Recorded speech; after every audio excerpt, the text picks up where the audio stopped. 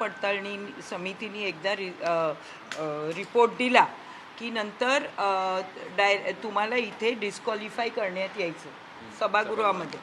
आत्ता मी आता नवीनच जुलै एंडला एक GR आला, नोटिफिकेशन आलं, ज्याच्यामध्ये तुम्हाला 3 महिने दिलेत डिव्हिजनल बेंच कोकण पुढे अपील करायला. 3 महिन्याचा म्हणजे 90 दिवसांचा अवधी दिला आहे आणि त्याच्यानंतर त्यांना 6 महिने दिले आहेत आम्हाला निकाल द्यायला. आणि मुळात आत्ता जे 6 महिन्याचा अवधी होता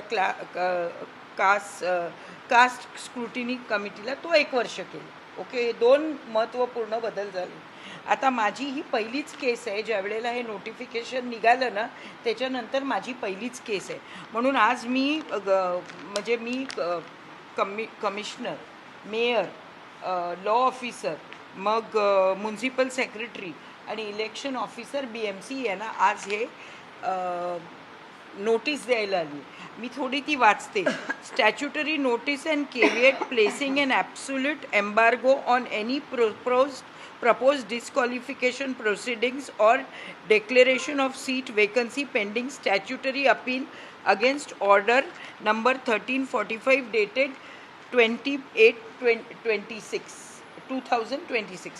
म्हणजे माझी जी ऑर्डर आहे त्याच्यावर केविएट आणि स्टॅच्युटरी नोटीस मी दिली आहे की मला तुम्ही माझं अपील आता मी करणार आहे डिव्हिजनल बेंच समोर. तिथपर्यंत BMCनी मला डिस्क्वालिफाय करताय तशी प्रोव्हिजन आहे, डिस्क्वालिफाय करता कामा नये आणि माझी सीट वेकंट झाली आहे हे पण डिक्लेअर करता कामा नये. इट विल बी म्हणजे तसंच त्या राज्यपत्रात नोटिफिकेशनमध्ये तसे क्लॉजेस आहेत की लोकल ऑथॉरिटीला सांगण्यात आलं आहे की तुम्ही हे 3 महिने आणि त्यांचा रिझल्ट येईपर्यंत you cannot declare a candidate disqualified और you cannot declare a seat vacant. तुम्ही कॅविएट सादर केलं की करणार आहे? नाही, ही नोटीस आणि कॅविएट मी आधी आयुक्तांना दिली आहे, मेयरना हे पत्र देणार आहे, इलेक्शन ऑफिसरला देणार आहे, म्युन्सिपल सेक्रेटरीला देणार आहे आणि म्युन्सिपल लॉ ऑफिसरला देणार. हे आत्ता मी द्यायला आले. आता मॅडमनी आम्हाला काय सांगितलं, आम्ही लिगली त्यांचं ते आम्हाला माहिती होतं तेच उत्तर येणार की आम्ही लीगल टीमबरोबर डिस्कस करून हे करू.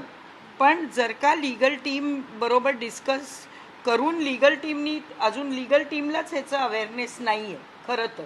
ओके, ह्याचा अवेअरनेस नाही आहे. आणि apart from that if the BMC goes to gives an order म्हणजे डिस्क्वालिफाय केलं किंवा सीट वेकंट डिक्लेअर केली तर I will directly appeal in the high court and come back again.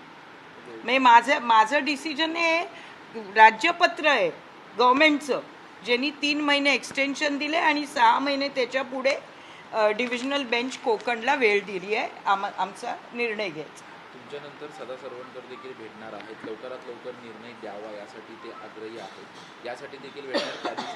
ज्या दिवशी निर्णय आला पालघरवरून त्यावेळेस देखील उपमुख्यमंत्र्यांना भेटले, आज आयुक्तांना भेटणार.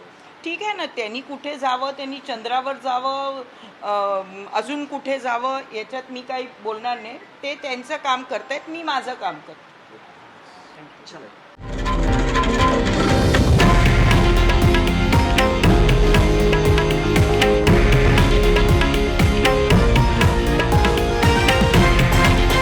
हे आहे देशातील नंबर 1 न्यूज नेटवर्क आणि आपण पाहत आहात TV9 मराठी, एकमेव.